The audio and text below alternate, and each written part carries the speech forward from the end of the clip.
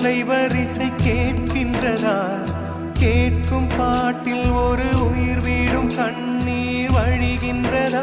நெஞ்சு நனைகின்றதா? இதயம் கருகும் ஒரு வாசம் வருகிறதா? காற்றில் கண்ணீரை ஏற்றி கவிதை செந்தேனை ஊற்றி கண்ணே உன் வாசல் சேர்த்தேன். போயும் ஜீவன் ஓடும் முன்னே ஓடோடிவா.